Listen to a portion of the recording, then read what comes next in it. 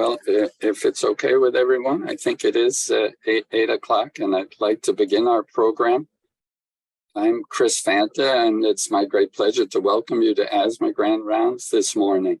I think to a very exciting program and a new look at the behavior of epithelial cells under mechanical stress. And I'm just going, before I introduce the speakers, just to remind us about our usual, there we go, way to take. And now it's possible for you at the end of the presentation to submit your questions via the chat feature of Zoom, or you can still text them to me if you'd like at 617-513-0043. And for those who are interested in CME credit, just email me your name and your degree at cfanta@partners.org. That's easy, cfanta@partners.org. And I forward it to Harvard Medical School, and they will give you CME credit for your participation today. And knock on wood, things have been running smoothly, but if there are any technologic problems with your participating and listening to the program, just send a quick to BWH webcast troubleshooting@partners.org. BWH webcast troubleshooting, and quick to respond and see if they can help. So it is a great pleasure to introduce our speakers today.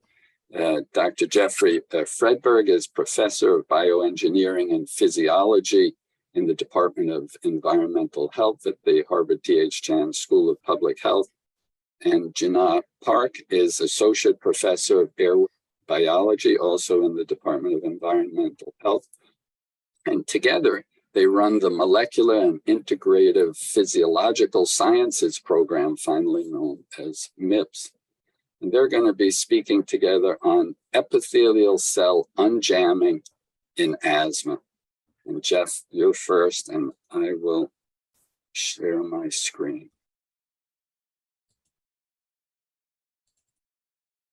Okay.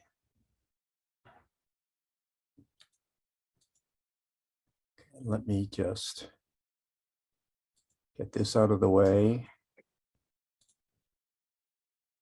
And this. Okay, good.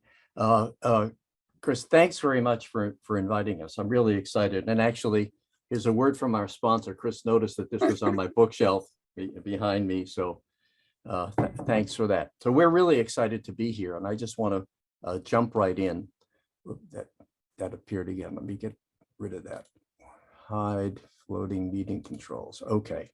So we're going to talk about epithelial cell unjamming. And if you don't know what that is, and you probably don't, we're going to try to make that clear.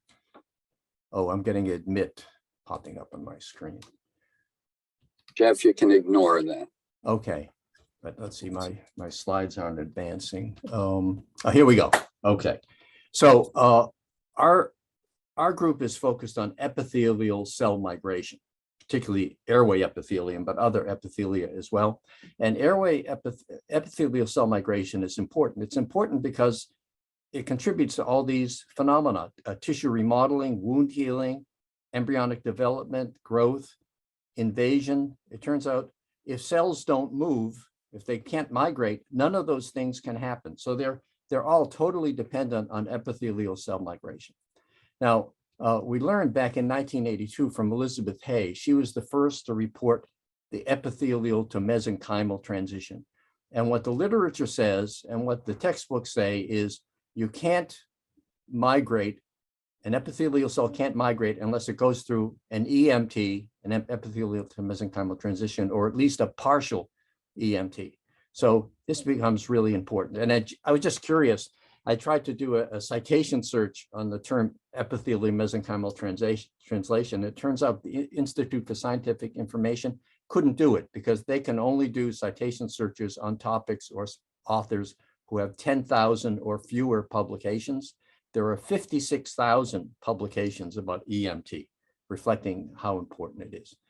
Now, what we're going to tell you about is we reported in 2015 a different route to epithelial cell migration called the unjamming transition. And we're going to tell you about that. So we're going to develop a story in 4 questions. First of all, are the unjamming transition and the EMT distinct? Or instead, maybe they're just different manifestations of one common underlying phenomenon. So that's the first question. Second, what does the unjamming transition have to do with asthma? Third, what does the unjamming transition teach us about epithelial biology more broadly? And those are kind of granular questions. Then I'm going to try to deal with a meta question, a big question. Where does physiology happen? I know that sounds cryptic, but I'm going to try to animate that for you. Okay, so here's a beautiful image of airway epithelium. You can see goblet cells and ciliated cells. So actually, Jin-Ah just reminded me, it was just about 10 years ago today that we started on this project. So we noticed that, we knew that a hallmark of asthma is airway remodeling, and airway epithelium and viral infection are deeply implicated in airway remodeling. So I went to Jeff Drazen, who had a lab right next to mine, as I said, 10 years ago. And I said to Jeff, you've been studying these cells for a long time, and we have reason to think that there's some kind of an abnormal migratory phenotype of these cells in asthma. So when you look at these cells in the microscope, what do you see? And Jeff said, he said to me, Jeffrey, these cells don't migrate. He said, yeah, there's a few labs that have studied scratch wound healing assays, but we think of these cells as they're sedentary. They sit there, they perform their barrier functions and their immune functions. And as the cell-cell junctions fail, the grout fails, the barrier becomes leaky. So that wasn't very helpful, actually. So I went to Jin-Ah, who was in training with Jeff at the time. I said, Jin-Ah, what do you know about migration of these cells? And she says, no one's really reported anything, so why don't we do an experiment? So we did. So we took human bronchial epithelial cells. These are primary cells. They're grown in air-liquid interface culture. Jin-Ah will tell you more about that. They become well-differentiated and pseudostratified. This is the gold standard for in vitro modeling of airway epithelium. And we made movies of cells in the control state and cells after we subjected them to a mild compression, apical to basal compression, which mimics certain aspects of a bronchospasm. And we'll come back to that. And here's the movie. So on the left, this is a movie, and what you're seeing is basically nothing, because every cell is staying at some fixed spatial address and not moving. But after compression, mimicking bronchospasm, we see this. We saw a strong migratory phenotype. And it turns out you see the same thing if you take cells from an asthmatic donor. Don't bother to compress them. They do the same thing. When you look at idiopathic pulmonary fibrosis, the same thing, ionizing radiation and immaturity, you see the same kind of phenomena. So this is a striking migratory phenotype with impressive but chaotic changes in cell shapes. I think you can see the cell shape changes obvious. Now, importantly, this is a purely epithelial phenotype. It's not mesenchymal. There's evidence that there's neither EMT or even a partial EMT. These cells retain E-cadherin, they retain intact cell-cell junctions, they retain apical to basal polarity and full barrier integrity, and with no evidence of expression of N-cadherin, fibronectin, vimentin, snail, or Zeb. So to move collectively, these epithelial cells unjam. They show a migration phenotype that's vigorous, but they retain a purely epithelial phenotype. So here's another picture. This is showing Z01, imaging tight junctions. This is in the jammed state. Every cell stays at a fixed spatial address, and if it moves a little bit away, it snaps back. So we refer this is like a solid-like configuration. It's non-migratory, and that's what we call jammed. And here's unjammed. This is fluid-like. The cells are migrating, although this is just a fixed image. They're migratory, and this is unjammed. And you can see obvious changes: jammed, unjammed, jammed, unjammed. Obvious big-time changes in cell shapes. In 2015, Lior Adia came into the lab. He's now an assistant professor at Ben Gurion University in Israel, and he wanted to try to understand what's going on here. And what he showed is that as the epithelial layer unjammed, cell shapes become more elongated and more variable, and they do so in a very particular way that I don't have time to describe, but you're gonna see about this. You can read about it in that paper if you're interested. So here's one of the manifestations of what Lior found. So what we're showing here on the x-axis is cell shape, which we measure by the aspect ratio, the length to width ratio of cells. And on the y-axis is the variability. How variable is the cell shape? And when we looked at our data set for asthmatic donors and non-asthmatic donors, what we found is this. So here on the left, these are jammed, on the right are unjammed. And we were shocked to find that all the data fell on one simple relationship. And this was true for data from healthy individuals, shown in blue, for all cell sizes, all donors, all days of maturation and culture. And for asthmatic cells, kind of the same thing, all cell sizes, all donors, all days and culture. And interestingly, this solid line, this black line, is not a regression line. That's actually a line that's predicted from Lior's theory of cell jamming, and with no adjustable parameters. So what this data is showing is that look down to the lower left, these are jammed, and the upper right are unjammed. And on the lower left, they're non-migratory, and the upper right migratory, and more chaotic in the upper right, unjammed, and less chaotic in the lower left. Oops, I keep going the wrong way. Okay, and there's kind of an absolute theoretical jamming limit, a minimum disorder. Now, when you disaggregate these data and look at them by days of maturation, again, red for asthmatic donors and blue for non-asthmatic donors, we see that with maturation and culture, the system is progressing down and to the left. And interestingly, on the race towards jamming in the lower left, asthmatic cells and non-asthmatic cells are on the same racetrack, but asthmatic cells lag behind. They're more unjammed. So jamming seems to account not only for cell shape, but also for cell shape variation. So I know what some of you must be thinking, why should I care about this? Why should a lung biologist really care about this? Well, I think there's a couple of good reasons. Here's one, and we're going to show you others. These findings are kind of bracketed by two seminal papers, one relatively old and one much newer. This is from Jeffrey Drazen and Dan Chamberlain in 2004, mechanotransduction through growth factor shedding. They were interested in this question. So here's on the right, a normal airway, and on the left, an asthmatic airway. And they were interested, Jeffrey was interested in the fact that the airway epithelium, when airway smooth muscle contracts, gets squeezed, gets thrown into folds, and these airway epithelial cells get compressed against one another. They get squashed. And he was interested in whether this process could be transduced through mechanical means. And actually, they discovered a new mechanism of mechanotransduction. And subsequently, others showed that this phenomenon leads to airway remodeling, even in the total absence of inflammatory cells or inflammatory mediators. Not saying that those aren't important, but you don't need them to have compression cause airway remodeling. Here's a much newer paper, just appeared a few months ago. This is from David Schwartz and his group in Colorado, interleukin-6 dependent epithelial fluidization. That's the same thing as unjamming, initiates fibrotic lung remodeling. This is pretty important, I think. Their major conclusion was this, that unjamming orchestrates the balance between homeostatic lung repair and fibrotic airspace remodeling. So if you're interested in IPF, this seems to be a pretty important finding that needs to be followed up. Now, are these connected? Well, it turns out these are directly connected. Turns out Jin-Ah Park was training with Jeff Drazen. She learned all the techniques and appreciated the questions, and that led to her paper in 2015, which was the first report of unjamming. And it turns out that in turn stimulated David Schwartz to take on his study. So there's a direct line between these.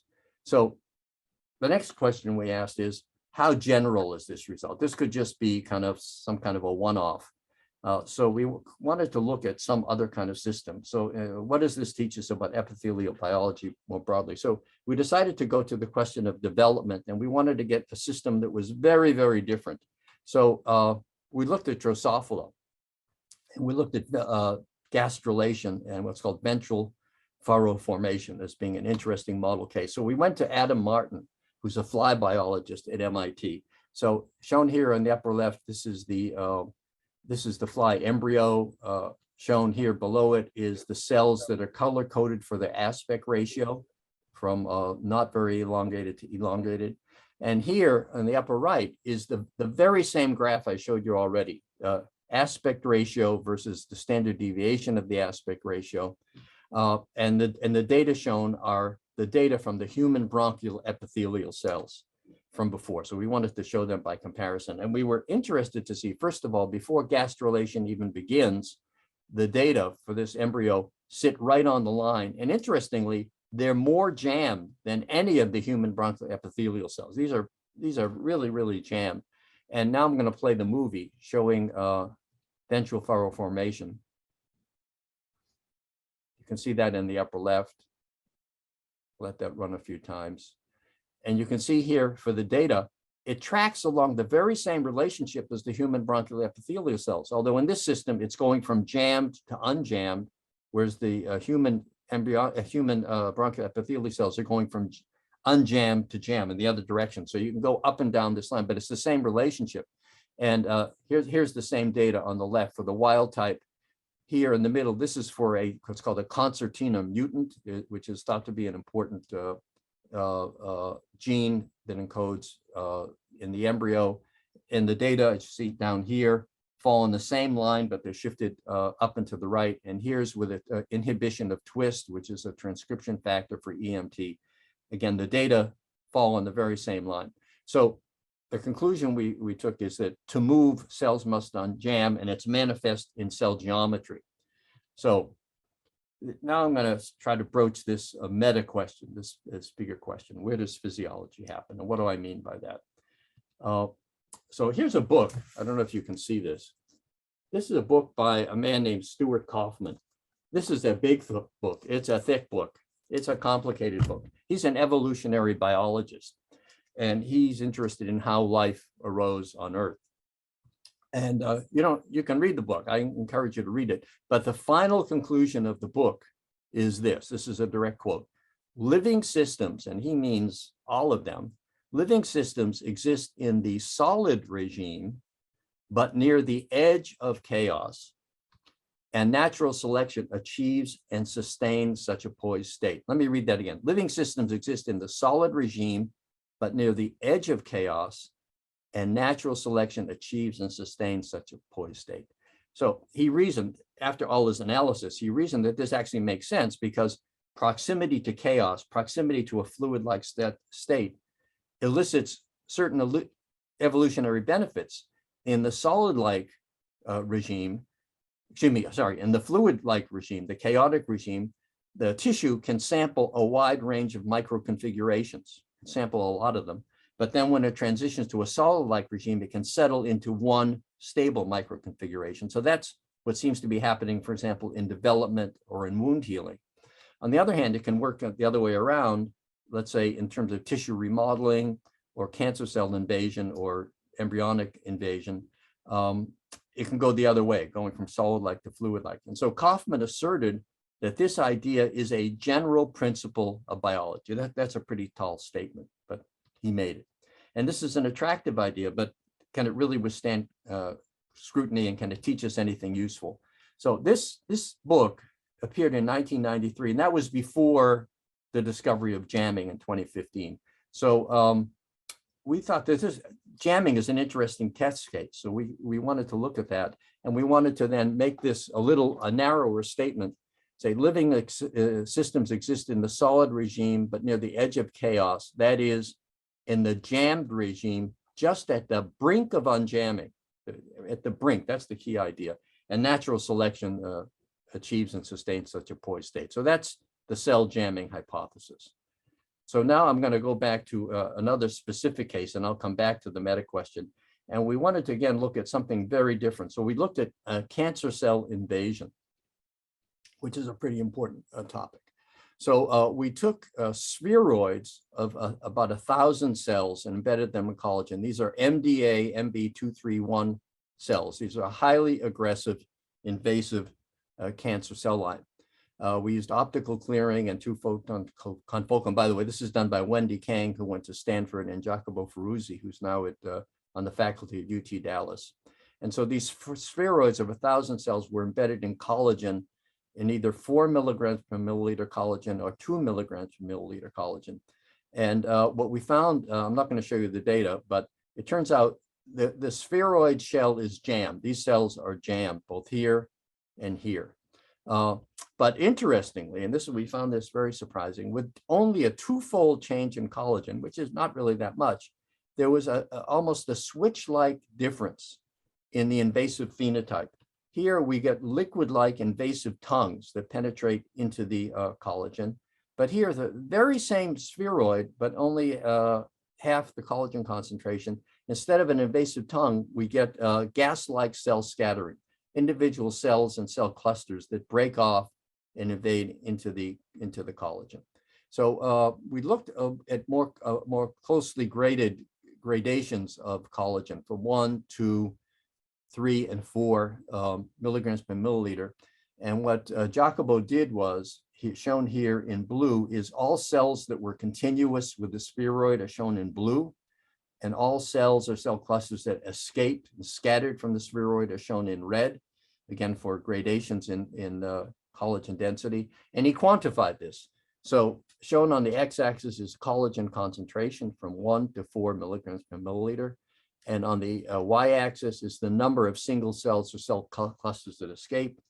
And what you see is for day 0 and day 1 in culture, not much happens, but by day 2 or 3, something happens. And we see that as the system matures, this gradient steepens. There's a transition that appears. And we were struck by how sharp this transition is. So on the right, we get liquid-like invasive tongues, and on the left, lower collagen concentrations, gas-like cell scattering.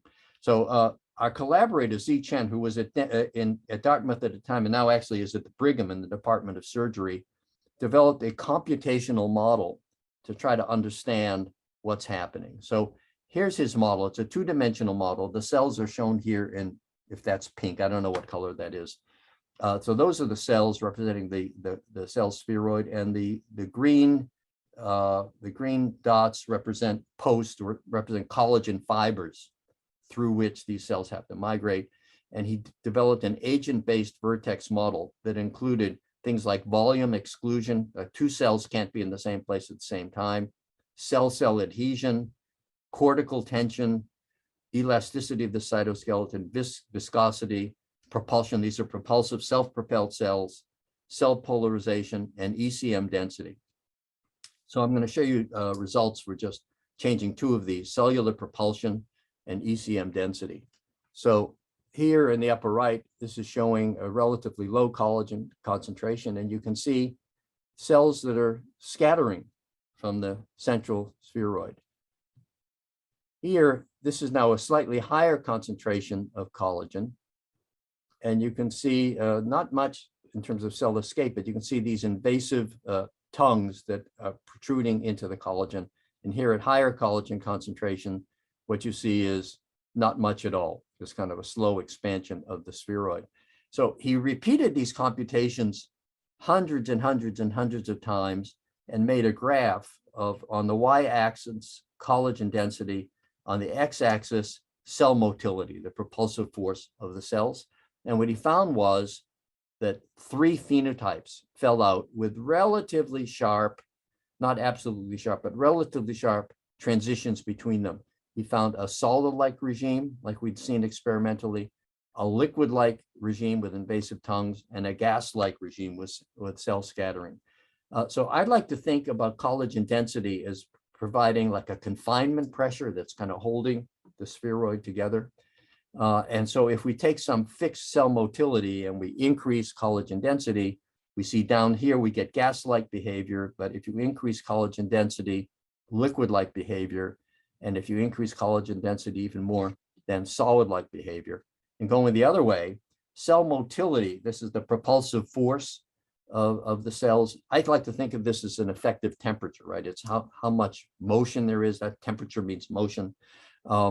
So going this way, as you increase the motility, you go, if there's no motility, right, nothing happens, it stays solid-like, but as you increase the motility, you go through a liquid-like regime and ultimately a gas-like regime. And interestingly, and we found this experimentally, you can even go directly from a solid-like phase to a gas-like phase. This is actually when you see snow that evaporates even though it's below freezing. That's called sublimation.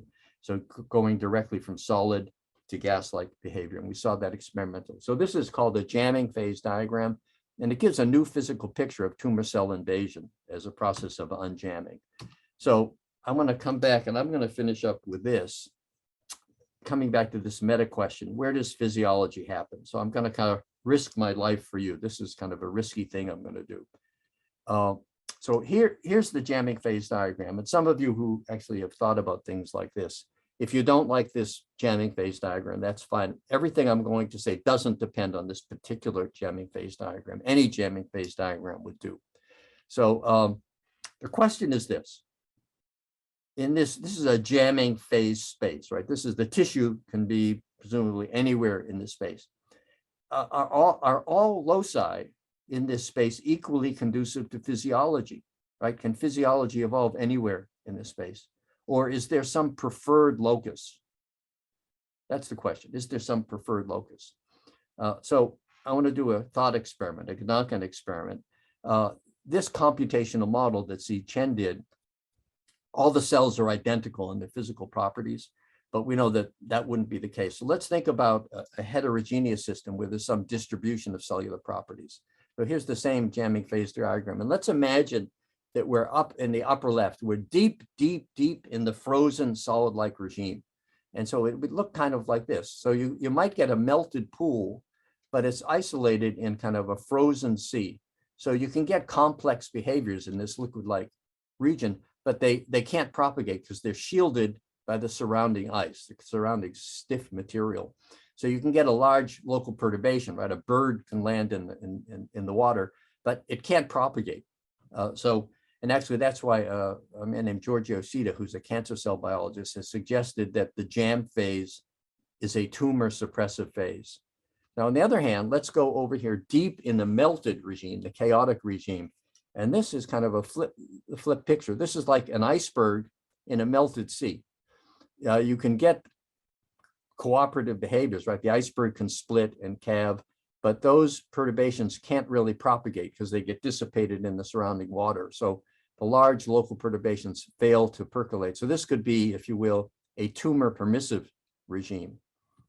Okay, and so the question is, where in this tissue phase space can the tissue sample a wide range of microscale configurations, yet settle easily into some fixed microscale configuration? That is, approximate a tissue that's basically solid-like, yet at the same time malleable. Well, the answer is that there's only one place, and it's here. It's right on the jamming phase boundary between jammed and unjammed.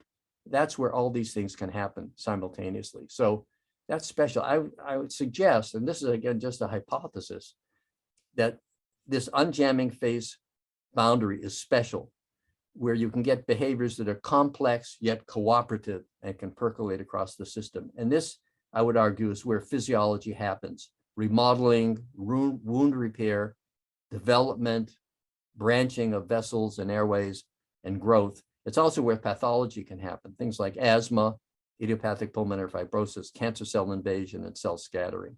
So I know what you're probably thinking.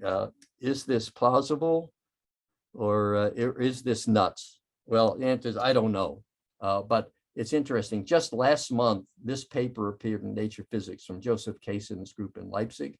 They took explants of mammary tumors from 1,300 women, and they used atomic force microscopy to scan the tumor and measure its mechanical properties, its Young's modulus, from 0 to 2,500 pascals.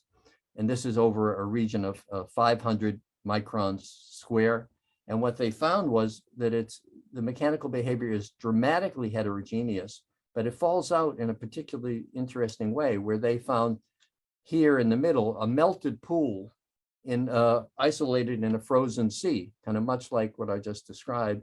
And here, on the other hand, they also looked at cervical tumors, where they get kind of the opposite, where they get a frozen iceberg here in the middle, isolated in a melted sea. So there's some experimental evidence that suggests, at least in tumor cancer biology, this idea may have some validity. So living systems exist in the solid regime near the edge of chaos, that is, in the jam regime, just at the brink of unjamming, and natural selection might achieve and sustain such a poised state. And I just want to say that the implication, one of the implications is that heterogeneity is not simply a manifestation of biological noise. Of course, there can be biological noise. Rather, in this case, it seems to be a direct and even predictable consequence of jamming and jamming physics. So I'm going to wrap up saying that this is the jam phase is the poised state. It's sitting there just at the edge of jamming. It's jammed, it's solid-like, it's non-migratory, the cells are stuck or frozen. And here on the right, this is the excited state, the unjammed phase, fluid-like, malleable, mechanically plastic, migratory, unstuck, and melted. And the jamming hypothesis, to say it a different way, is natural selection favors life near the brink of cell unjamming. And importantly, I didn't say much about EMT, but it's totally possible, and we think likely, that the unjamming transition and the EMT might work independently. I showed you cases where they're independent, but either also sequentially, one after the other, or even cooperatively. That's, I think, likely to be the case. So in development, cells go from jammed to unjammed. During maturation, they go from unjammed to jammed. Cancer cell invasion, they become unjammed. Mechanotransduction, unjammed, and also asthma, IPF, rhinovirus infection, and radiation, all unjammed. So I'm going to stop there. I'm going to stop sharing and turn this over to Jin-Ah, who's actually going to show you evidence that supports some of these ideas.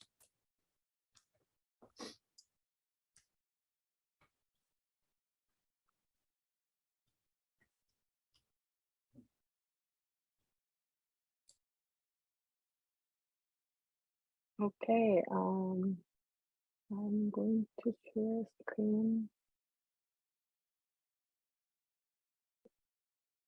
Okay, now can everyone see my screen slide?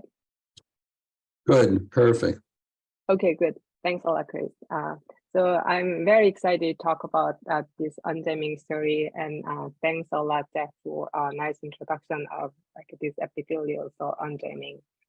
Now I'm going to talk about the epithelial cell unjamming in 3 parts, but before diving into these mechanisms, I'll elaborate a little bit on the epithelial cell bronchial epithelial cell in vitro system, where we discovered this unjamming transition, as Jeff nicely introduced. So this is a human airway precision cut lung slice stimulated with methacholine. So these airway constrictions mimics the asthma exacerbations as patients undergo the bronchoconstriction. In this constricted airway, what happens in the inside of the airway epithelial cells is, because of this buckling of the airway, the epithelial cells are exposed to mechanical compression, about 30 centimeter of water pressure. So that's the degree of the pressure when the airway is extremely constricted during the asthma exacerbation. So I was trained in Jeff Drazen's lab, and he developed this idea. And using the human bronchial epithelial cells well differentiated in air-liquid phase culture, we studied how this mechanical compression activates the pathways even in the absence of inflammatory cells. So as Jeff mentioned, that in 2004, the Dan showed the mechanotransduction pathways activated.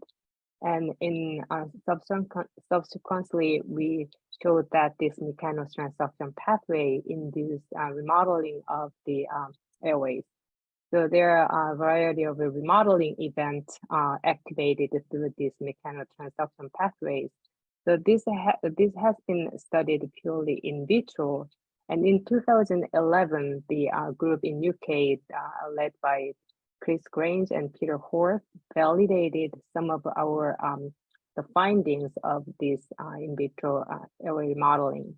So in this study, they had the mild asthmatic patients and have the methacholine inhalation to induce bronchoconstriction, and they compared the remodeling event in the patients with before methacholine inhalation and after methacholine inhalation.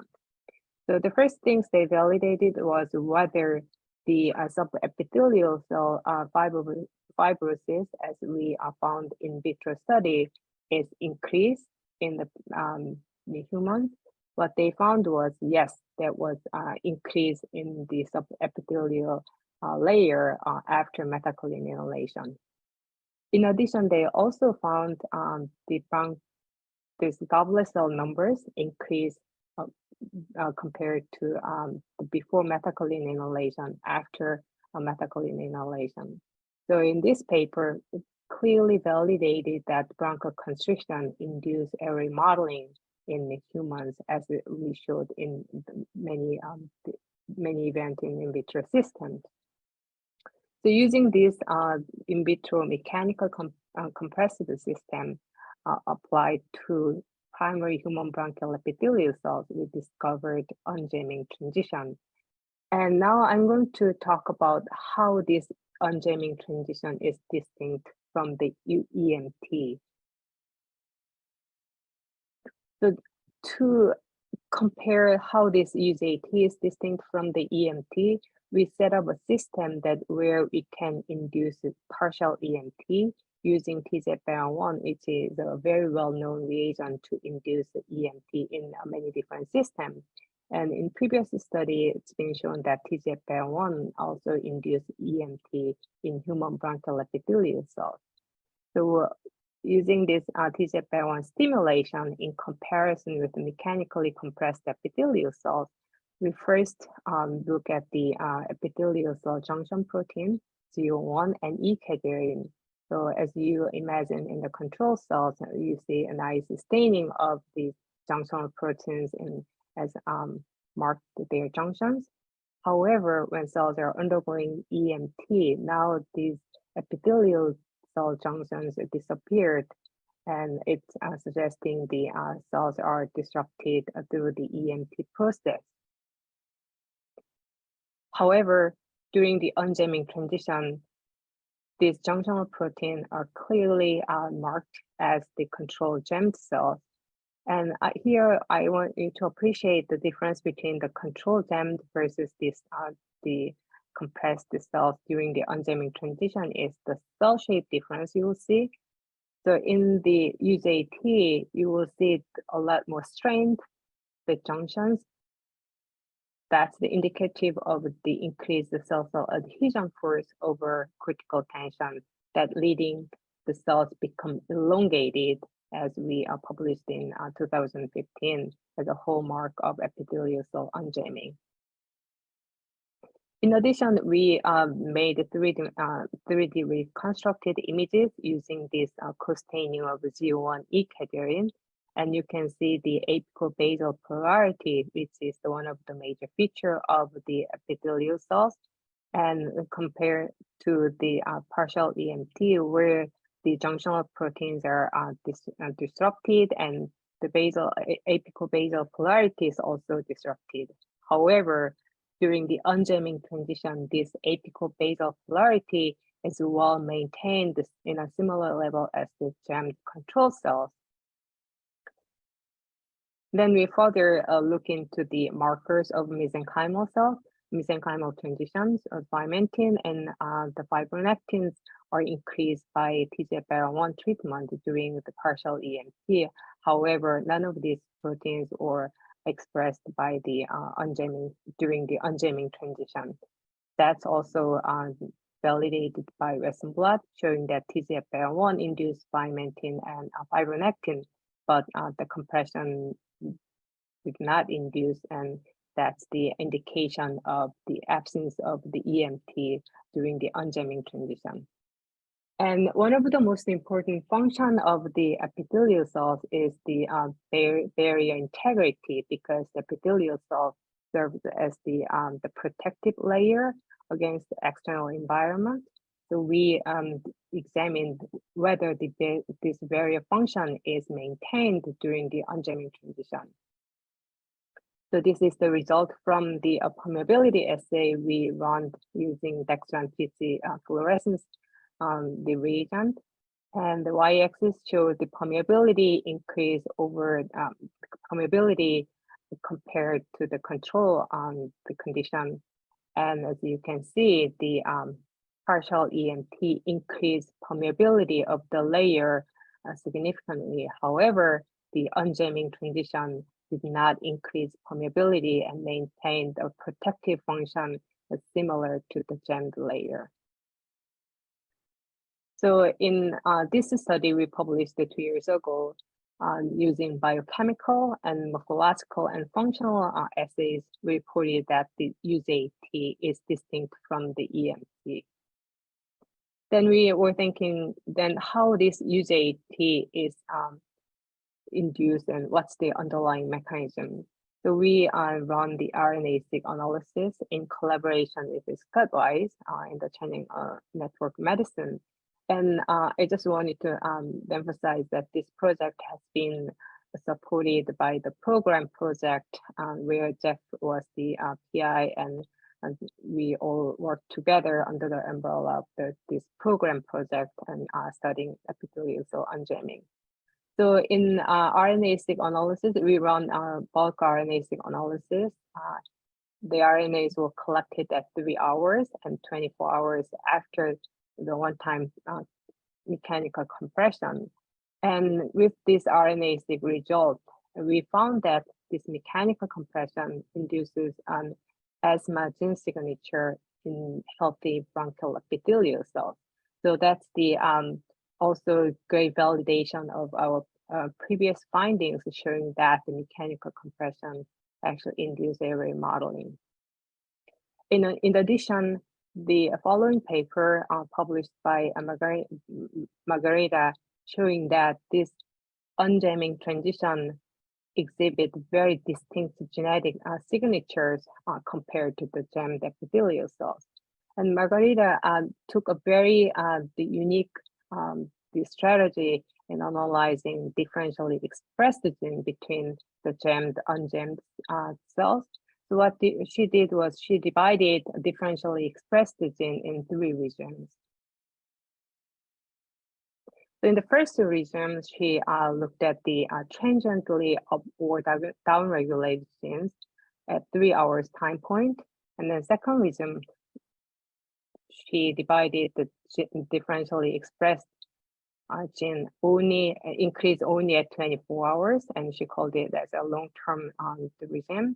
And then the last one she looked at was the genes increase in early time point and upregulated, then sustained up to 24 hours. And in each of those 3 regions, she showed the distinct patterns of the pathways using the pathway analysis.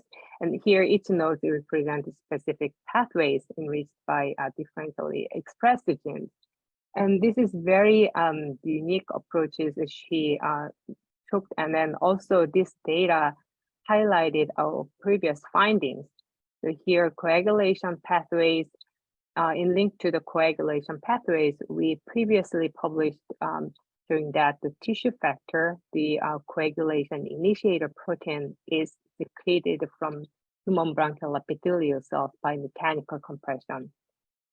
In addition, the ERK, EGF receptor, are activated by mechanical compression, as we found in this kinase activity pathways.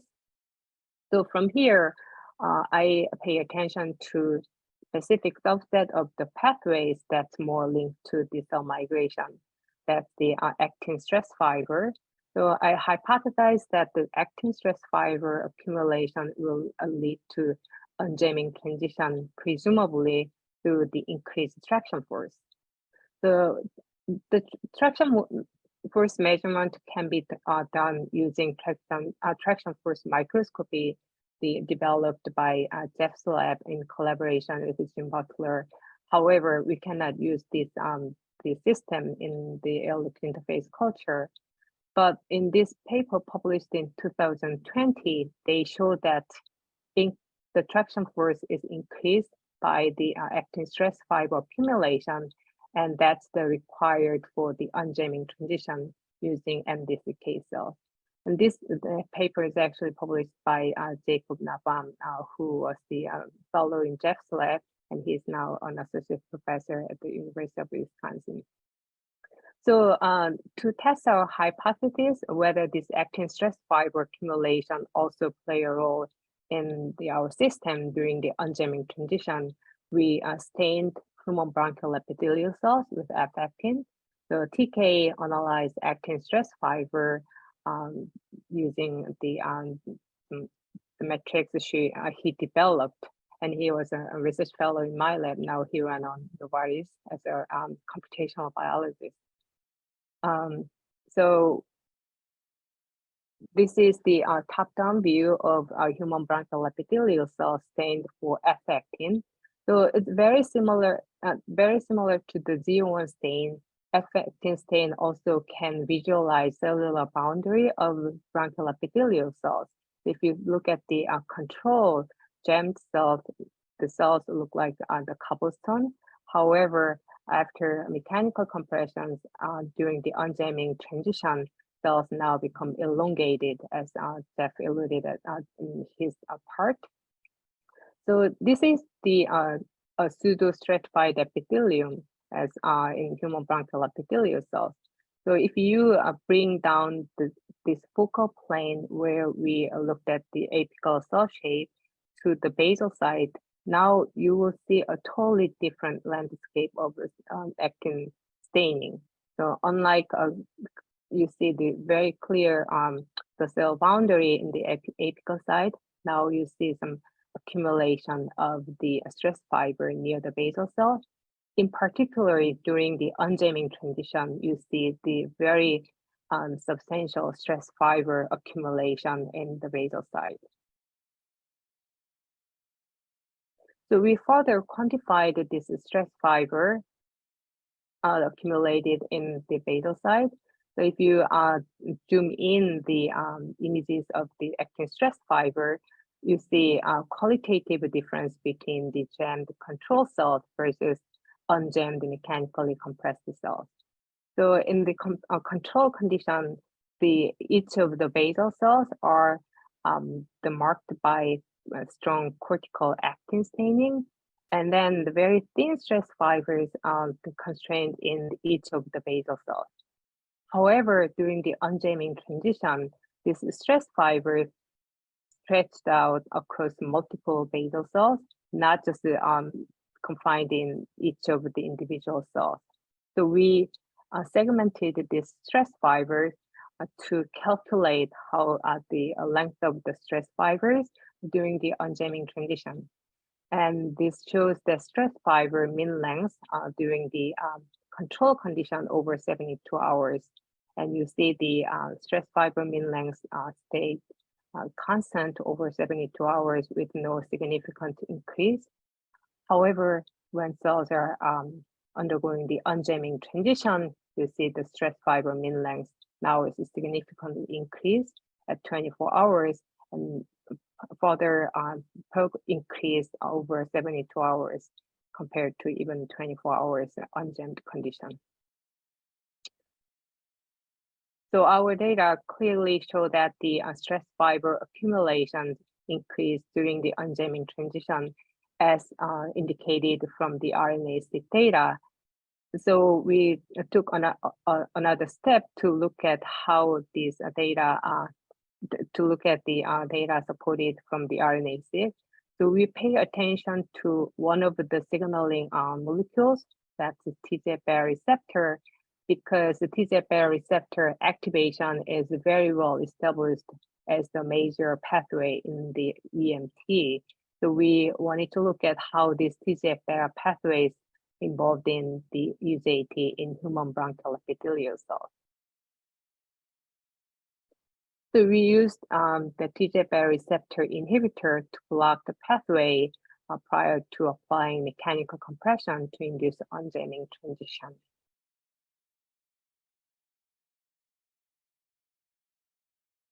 Compared to the movie on the left side, where the cells were not treated with TGF-beta receptor inhibitor, the cells on the left side, where the cells were pre-treated with the TGF-beta receptor inhibitor, now the unjamming phenomenon is disappeared.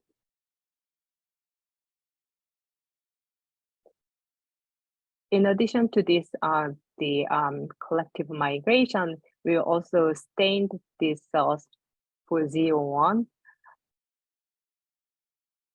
The left side, the images show that the cells are a lot more elongated when cells are unjammed, but pretreatment of TGF-beta receptor inhibitor attenuated this cell shape elongation.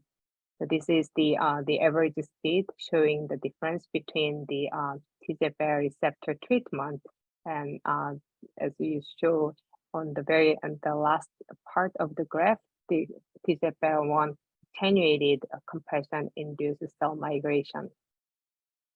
And altogether, these are two hallmarks of the UJT, and TGF-beta receptor is playing a role in this cell migration and elongation, suggesting that mechanical compression-induced UJT depends on TGF-beta receptor. Then we further look at this stress fiber formation in the presence of the TGF-beta receptor inhibitor, and they compared to the absence of the inhibitor, TGF-beta receptor inhibitor attenuated compression-induced stress fiber formation. So in the very last part, I'm going to just summarize what we found and where we're gonna go in future with this data and then this story. So as Jeff mentioned earlier in his talk, the epithelial cell migrate through either EMT or UJT. So when cells undergo EMT, one of the most important pathways through the activation of TGF-beta receptor and leading to the canonical pathway, as we also found in human bronchial epithelial cells. Interestingly, this TGF-beta receptor pathway is also activated by mechanical compression, but it leads to non-canonical pathway, which is the activation of ERK, and then further leading to stress fiber formation and cell shape elongation. So currently, we are looking into these unknown molecules connecting this non-canonical pathway, how these molecules regulate the stress fiber formation and the cell shape elongation to leading to UJT. So here is the conclusion. The human bronchial epithelial cells can stay in a poised state, but it can undergo the unjamming transition toward to the excited state by the mechanical compression in the absence of EMT. And our data showing that the cells undergo striking changes of cell migration and cell shape elongation, as well as transcriptomic profile changes and cellular mechanics. This unjamming transition originally discovered from the system using the mimic and asthma pathogenesis. And as we now know that the unjamming transition is also detected in variety of pathologic conditions as shown in here, but it's also known to playing an important role in various physiological conditions. So in future, we hope to further study how this unjamming play a role in the lung development and homeostasis and then disease condition. So I wish to thank all my current and former lab members for all their hard work to generate this exciting data. And here I have the lab pictures from the present and the past. And most of these data are generated by Maureen and Jen Mitchell and Michael Sullivan. And this was one of the lunch with Jeff Drazen. And on the the right side, Ian Stencil, he was the technician for 1 year in my lab, and he went to the David Swartz lab for his postdoctoral doctoral training. And I have so many collaborators, and I've been very fortunate to get all generous support from the collaborator and resources and expertise to support our project. And I like to just highlight the Parker Fellowship that was my first independent funding, allowing me to make a transition to an independent investigator. And for this Parker B. Francis Fellowship, Jeff was my mentor. And I never worked with Jeff Fredberg before, but he took me under his wing, and we together developed this exciting project, also funded by his PO1 project. So I'll stop here, and thanks everyone for your attention. Thank you both very much. It feels like opening a window or a door to a whole new world. It's just very, very exciting and seems applicable to so many areas of biologic investigation. I think we're going to accept questions via the chat. I was going to ask, people are interested in the epithelial cells as a source of various interleukins, cytokines. There's a lot of attention, IL-33, IL-25, and others. Does mechanical stress and unjamming have anything to do with release of inflammatory mediators? I think, yeah, I think that's what I have to answer. Yeah, the mechanical compression definitely induces a variety of mediators, including like YKL-40. As you know, that YKL-40 is the susceptibility gene for asthma. And in Margarita's paper we published last year, she showed that the IL-8 and IL-33 gene expressions also increased by mechanical compression. However, when we try to look at IL-33, actually the concentration of IL-33 was very, very low that secreted from the epithelial cell. And even though the gene expression was significantly increased by mechanical compression, the level of protein detected by ELISA was very low. So it was not the level that we thought it significantly increased by mechanical compression.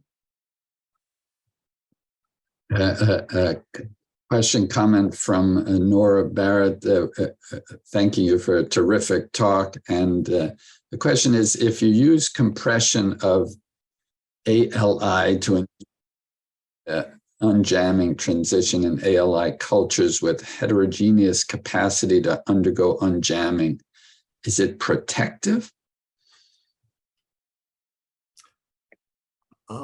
Well, I can take that a little bit. I think yes, because that imbues the cells with the possibility to heal wounds, heal micro wounds, and would be protective. But it would also, but it's a double-edged sword. Similarly, when during development, I mean, it gives a mechanism so you can have cells moving around yet maintaining barrier function, where EMT doesn't allow that. So I think it's a double-edged sword. Depending, it definitely can be pathologic, but I think it's there for a physiologic reason as well. So I think it can work either way. What separates those, I don't know. It's yet to be determined, but it's an interesting question. I was struck by the image of the tumor cells in the sea of collagen and wondered about epithelial cells or bronchial isolated bronchial epithelial cells as opposed to the airway mucosa with the other presence of other cells, mucosal cells, goblet cells, mast cells, etc. Do you think that the behavior of the epithelial cells would be different in the context of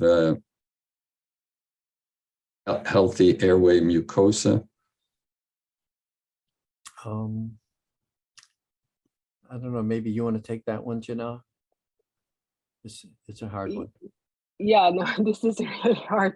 And so when we discovered this unjamming phenomenon, and the first thought is just black and white difference between the jammed versus unjammed. But now later we found that this there is a transition from the immature epithelial cells to mature epithelial cells, and from the unjammed to the jammed layer.